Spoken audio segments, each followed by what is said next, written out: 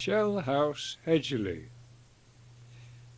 This is the earliest pictorial representation I have of Shell House. It is part of a map of South Buckinghamshire published by Roke in 1761. The yellow arrow points to the bottom of Hedgerley Hill, where Kiln Lane runs off to the left. The green arrow points to the top of the church Holt, with the church in its old position lower down the slope.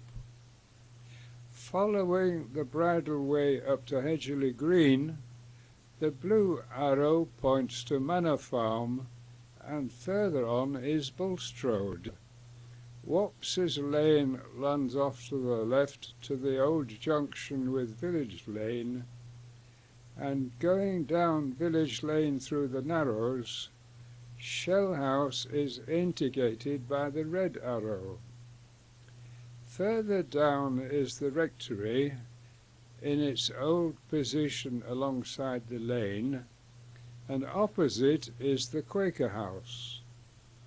The cottages in the field above the Quaker House have long since disappeared, and the best view of Shell House is from the footpath which runs across that field towards what is now Sutton's Wood. This is Shell House as now seen from the footpath. Hazel and I came to Shell House in 1947 at the invitation of the then occupant, Helen Hosking. Her husband, who had been the research director at ICI Paints Division, had died in 1946, and Helen, who had a PhD in chemistry, had taken a job in the research department where we worked together on a special project. We got on well with each other, hence the invitation. We shared Shell House for 8 years, until Helen built the little house near Dean Cottages, which at that time she owned. In September 2011, we celebrated the 64th year of living in Shell House, and also our 67th wedding anniversary.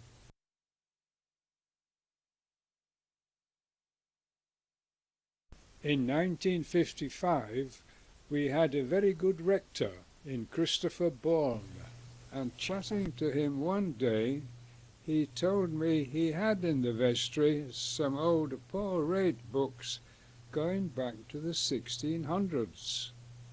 I borrowed these with the thought that they might throw some light on the history of Shell House, which, we had been told, dated back to about 1680.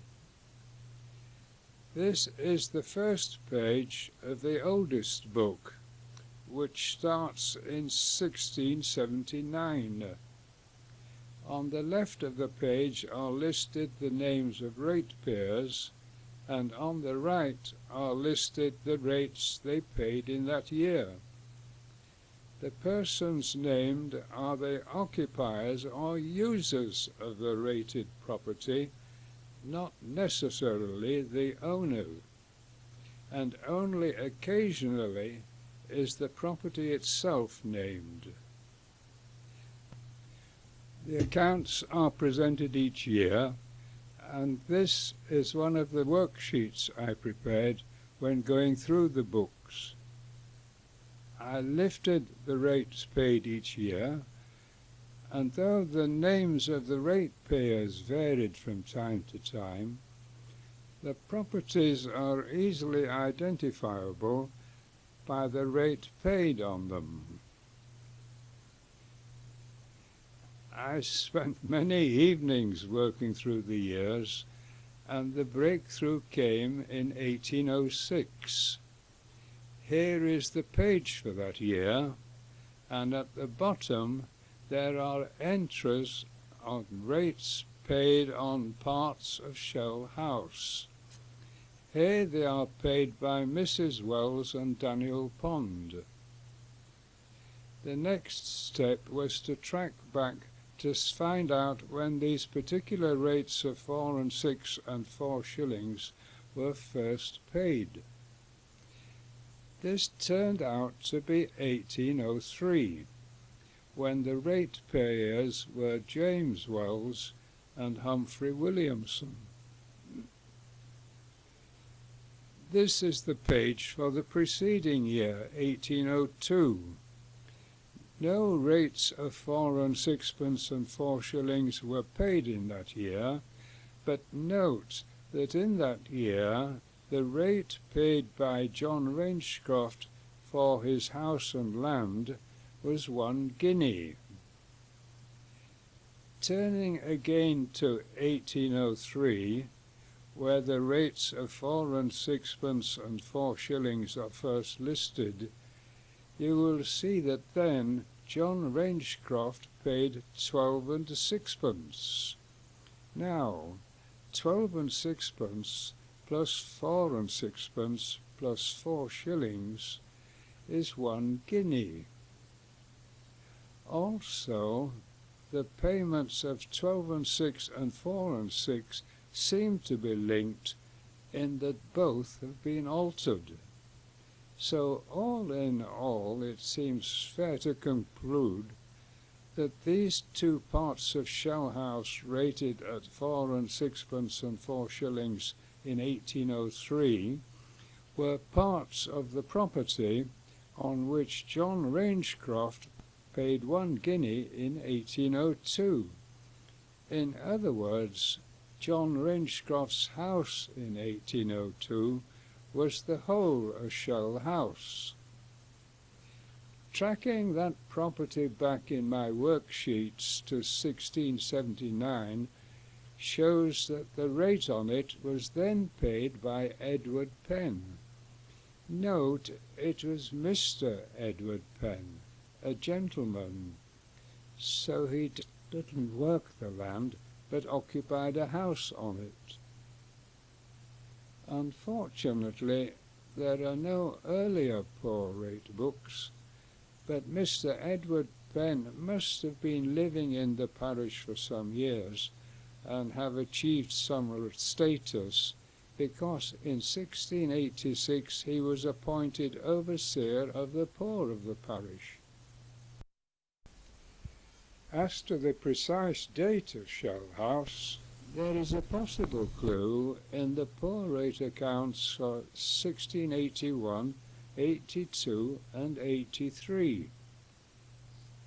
In 1681, Edward Penn again paid the rate of 3 pence, but in 1682 the rate for that property was paid by Thomas Sexton, and he paid 4 pence.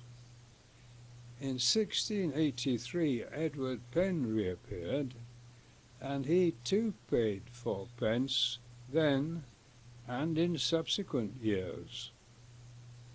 A possible explanation of this is that in 1682 Edward Penn was not in occupation because the old house, at a rate of 3 pence, was being replaced by a new and better house which called for a higher rate of 4 pence. This deduced building date has subsequently been confirmed by dendrochronological analysis of some of the roof timbers. It was found that these had been cut from oak trees. One felled in the winter of 1681-82, and 3 in the winter of 1682-83. This is Mr. Edward Penn. The portrait hangs in Penn House, the home of the Earl Howe. Now, this is the list of occupants of Shell House so far as I can trace them. The first half of the list is made up from the poor law records. but these ceased in 1825. The next is the census of 1841.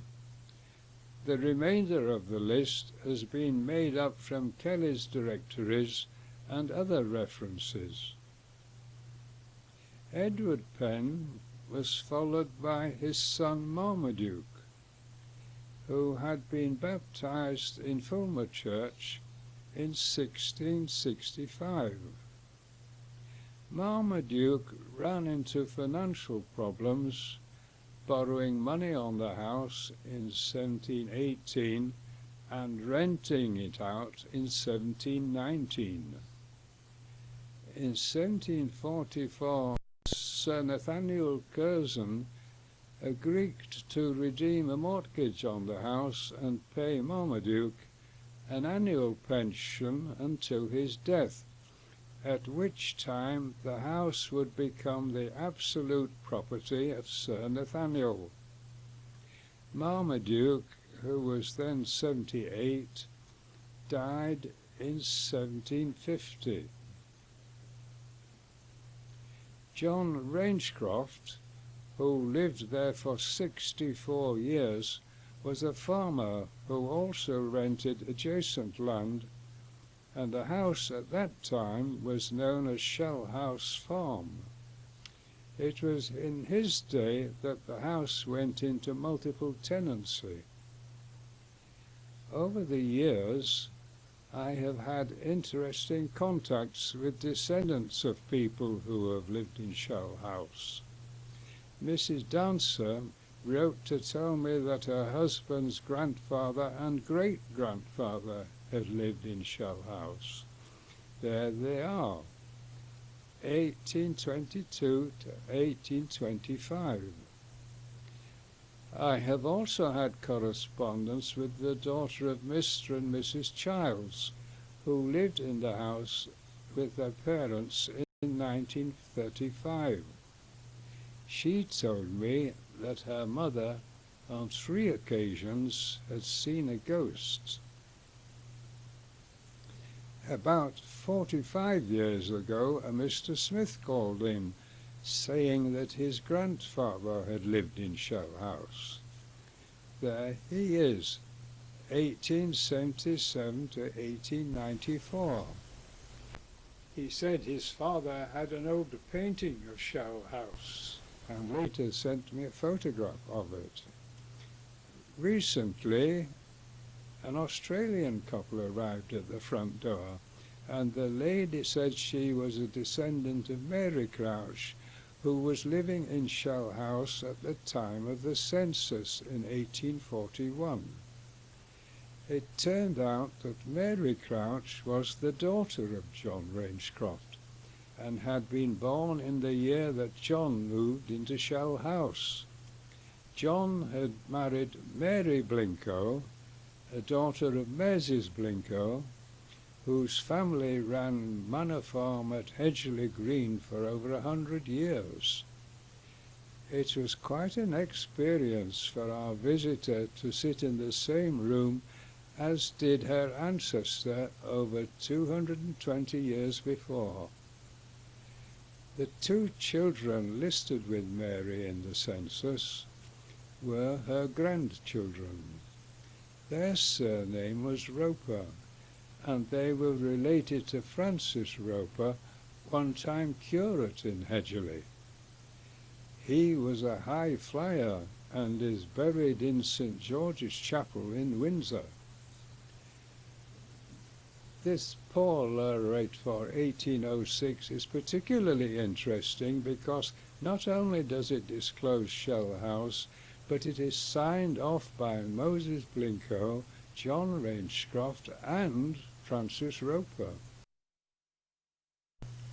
This is a photograph of a christening party taken on the lawn in front of Shell House in 1921. The baby who was just being christened was the mother of Liz Howlett, whose grandfather, Evelyn Clark, standing in the middle of the group, had just moved into Shell House. Here he is on the list. it is interesting to ponder on all these occupants.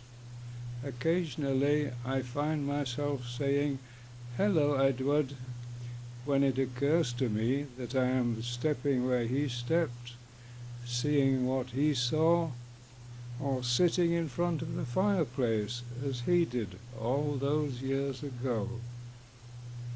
And then there are the visitors. One surely could have been the William Penn, who, on his frequent visits to the Quaker meeting house at Jordan's, surely would have visited the Quaker group in Hedgerley, and in passing Show House, surely he would have called on his fellow Penn. Another would have been Thomas Sexton, who paid the poor law rate on Show House in 1682, and later, with 5 other Hedgerley men, was arrested and jailed for attending a Quaker meeting. And, of course, the notorious Judge Jeffreys, who lived just up the lane at Bulstrode, might well have dropped in. There is much to ponder upon. It's a nice, comfortable word, is ponder. You can take your time over it, and it can't be rushed. These days I often sit and ponder. Sometimes I just sit.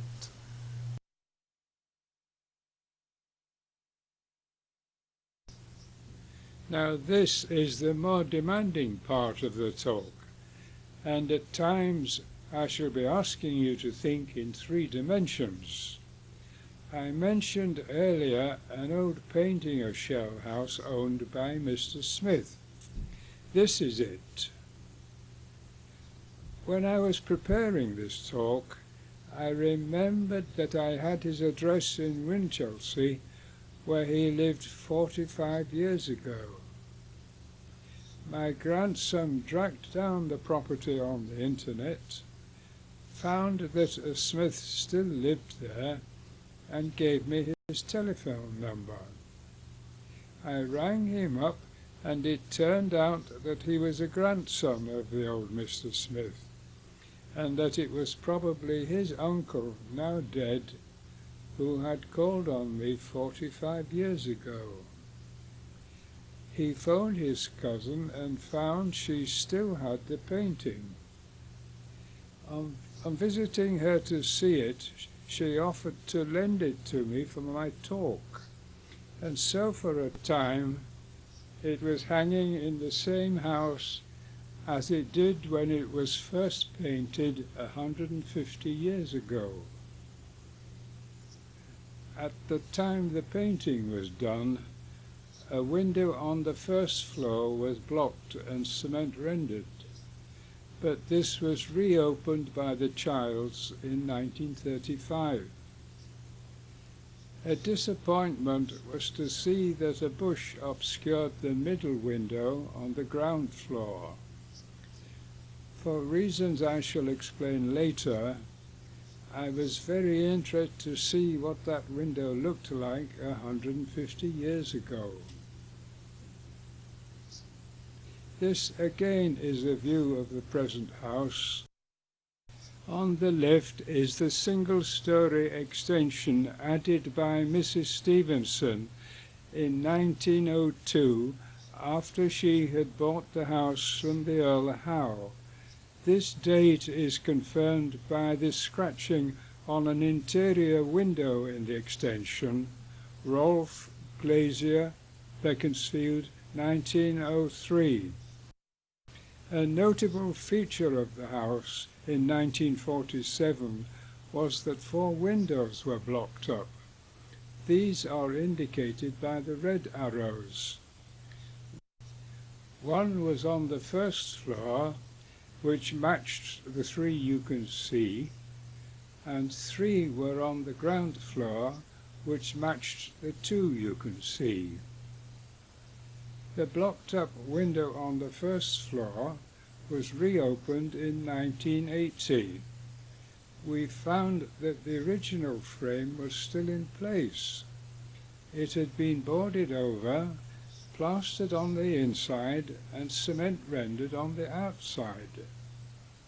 On removing the plaster, we found adhering to the back of it parts of a newspaper or journal.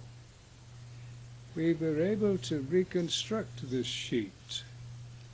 It records that there were to be 2 eclipses of the sun, which would be visible in the Pacific.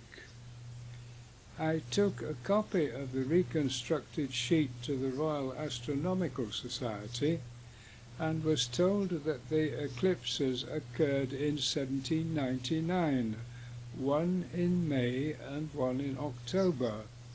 This is the first one. In the Great South Sea, that's the Pacific. A lovely description. A beautiful ring of light around the moon's dark body. A beautiful and grand eclipse, though in some degree awful to behold. The second, in the Pacific near to Peru, totally eclipsed for 2 minutes at least, an awful and terrific sight to those unacquainted with the principles of astronomy. And so probably that window was blocked in 1799 or shortly after. This is the window, the one on the left, which was reopened. And this is my view when I lie in bed. I sometimes ponder on whether Marmaduke had this view when he lived here with his parents. This is the plan of the present ground floor. The old house is on the right and the new extension on the left. If the extension is removed, we are left with this, an unworkable house. The cellar steps, green arrow, and the stairs to the first floor, yellow arrow, open to the outside of the house. And there is no passage from the front door, red arrow, to the cellar and the rear part of the house. So there have been changes since the house was built. The simplest change is to the wall between the 2 main rooms, Edward's dining room and parlour, which has been moved to a position where a window in the parlour has been blocked. This wall is no more than a stud and plaster partition, and there is no problem in moving it back 17 inches to its original position immediately above the brick internal wall in the cellar. The stairs to the first floor. At present they run up to a landing and then turn right to a second landing. Facing us on the first landing is the door to a large cupboard. This is the view on the second landing, and these, the original stairs to the attics, are winder stairs.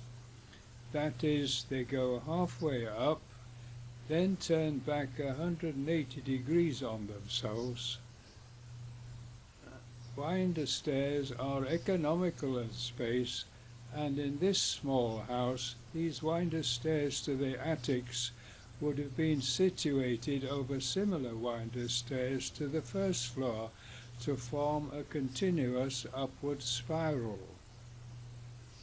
They would have started directly underneath these stairs, and in turning 180 degrees would have come through where the cupboard door now is, and joined the final few steps as in this plan of the ground floor. Now, the wall near the bottom of the stairs is wrong and needs to be moved back to its original position. Original because it then restores the symmetry of the room which was Edward's dining room. The remaining two blocked windows are these two. The other bigger room was his parlour. If we look at the steps from the cellar below the parlour, these cannot be right because they run to the outside of the house. Also, having removed the lower part of the stairs to the first floor, there is now a passage arrowed behind the chimney stack. But this leads into mid-air above the cellar steps.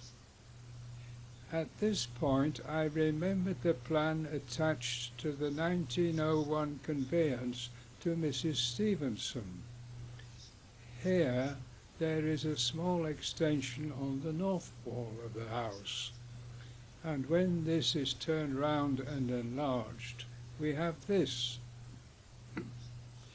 When the extension is added to the ground floor plan as so far reinstated, the beginnings of a solution emerges. The clues are all here in the present cellar steps. These look in good condition after 330 years of wear and tear, too good. Close examination shows that the steps have been resurfaced by laying down a thick layer of mortar on the tread of the old steps, and on that laying a course of bricks on edge. The thick layer of mortar can be seen at the two black arrows, but at the blue arrow the bricks on edge are laid on another course of bricks, and this is the same on the steps above it. This is seen more clearly here. The black arrow points to the thick layer of mortar on the old steps.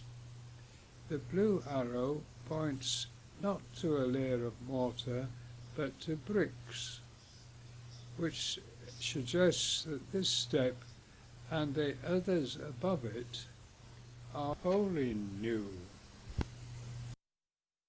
The yellow arrow points to added brickwork. On the left of the vertical dividing line is the original chimney stack, but the brickwork on the right of the line has been added later. The red arrow points to the floor of the passage behind the chimney stack, which ends in mid-air above the brick steps. Remember? The green arrow is at the base of the added brickwork, which suggests that the original passage had steps down which brought it out at this level. The brickwork marked with a cross was built on the new upper steps to facilitate access to what was the passage at the back of the chimney stack, which is now a store cupboard. This is the ground floor plan so far.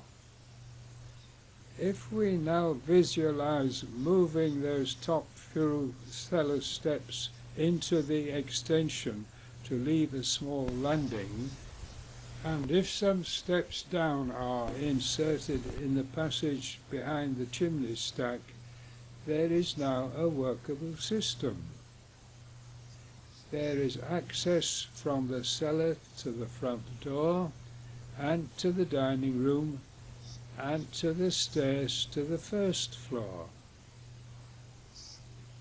The cellar used to be the servants' quarters and kitchen, but when we came to Shell House, this usage had long ago ceased.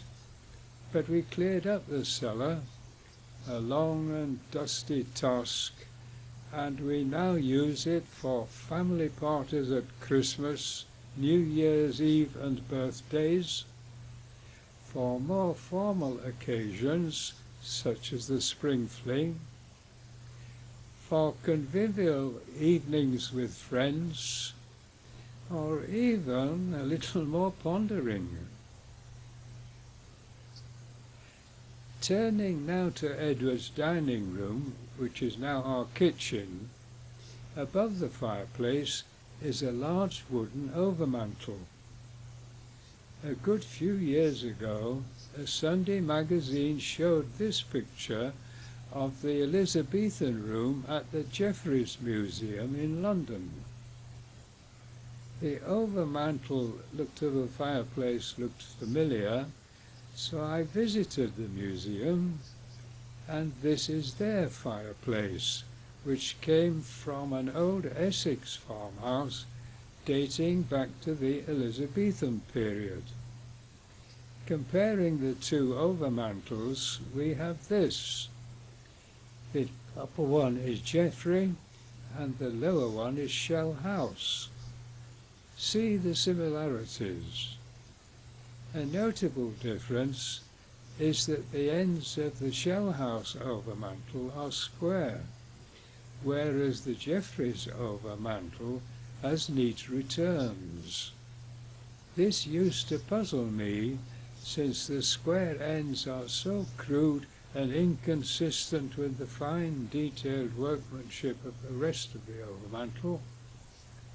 The answer came when I made accurate measurements of that wall of the house and found that the overmantel just fitted exactly between the two windows now bricked up.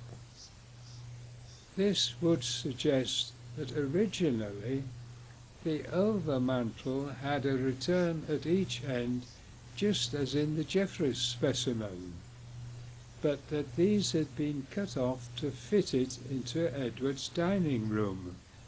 In turn, this suggests that it is older than Shell House and must have been salvaged from an earlier Elizabethan house. This leads on to the idea that the house that Shell House replaced might have been such a house, but we shall never know. At any rate, we can speculate that the fireplace, which at present looks like this, rather untidy, might, as Edward built it, looked like this.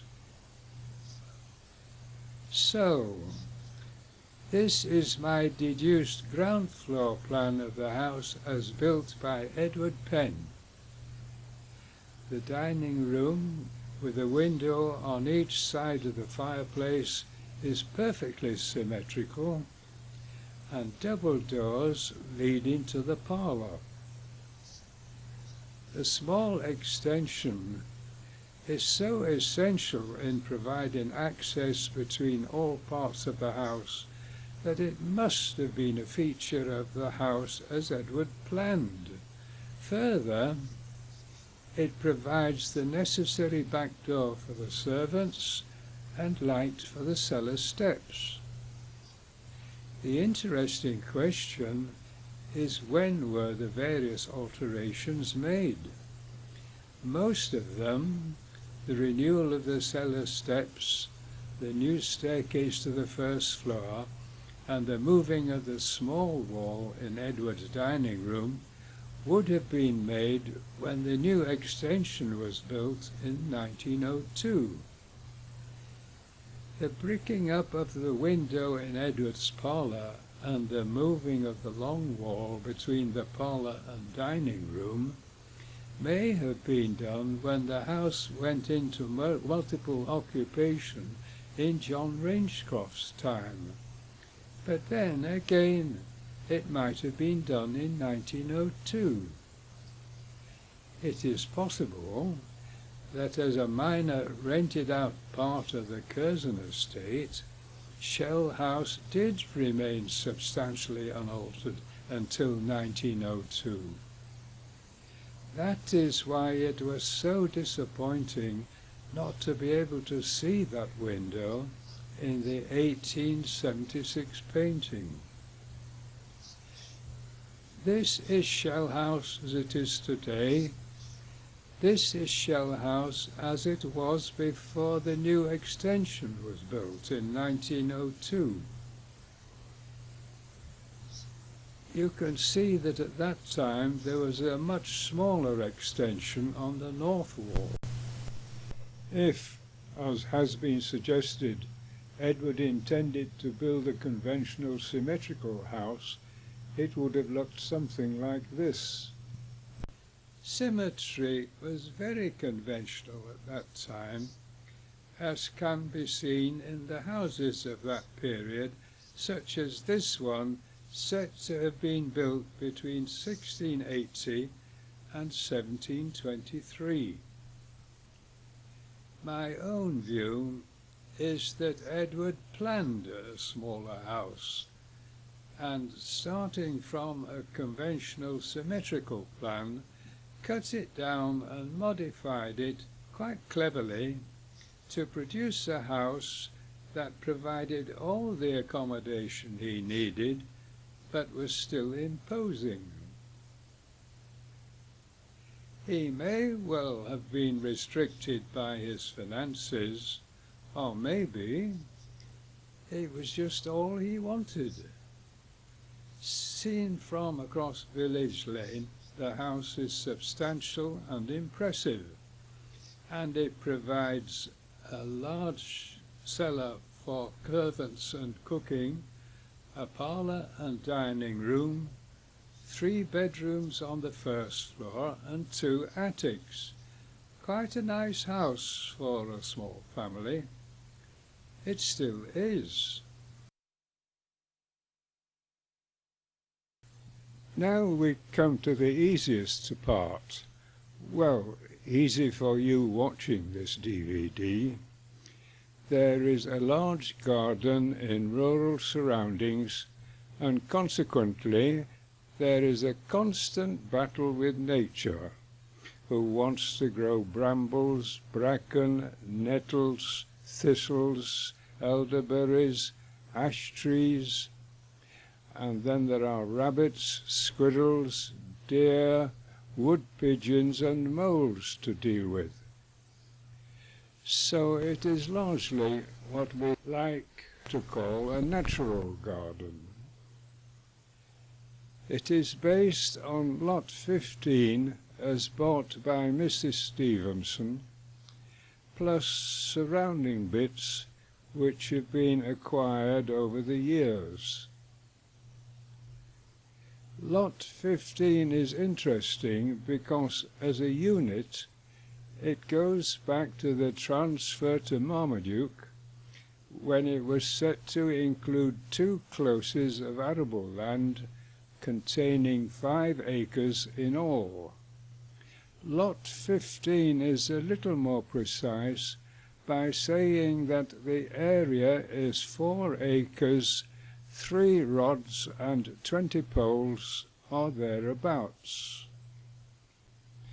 The garden is well known for its daffodils, which I think were first planted about 1934 and have spread considerably since Hazel and I arrived.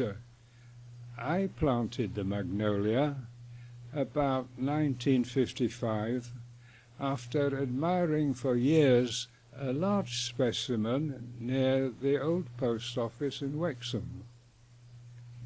The azaleas and rhododendrons grow well on this soil. This cedar I planted on the edge of a bomb crater.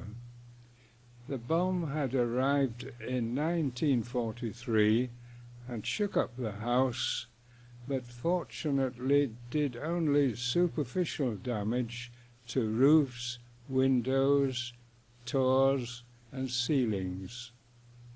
This pine tree has been grown from seed we found in a large fir cone on the south coast in 1953. You can judge its size by comparing it with the fence. The liquid amber is more recent. The copper beech was also planted about 1960. We have nursed many native trees. These oaks were saplings in the mid-40s. This is a larger map of the garden. The original 5 acres is still there. The 2 fields on the right of it together form Little Purchase, a field known by that name since at least as far back as the Survey of Parish Lands in 1649. To the top right is a wooded hollow called Piddle Dow, a name which also goes back several centuries. It lies next to a 6-acre field known as the Pytle, an old Middle English name. The dell is a lovely place to sit and ponder at all times of the year, in spring, in summer, in autumn, and in winter. By now, I think you will be aware that we feel privileged to live in Shell House, with such historic connections and in such lovely surroundings.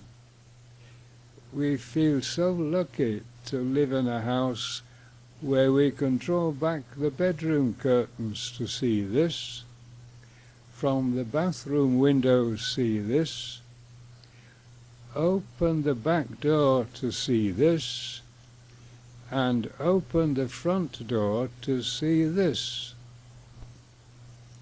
I would now like to complete this picture of the garden and close the talk by showing you this short sequel.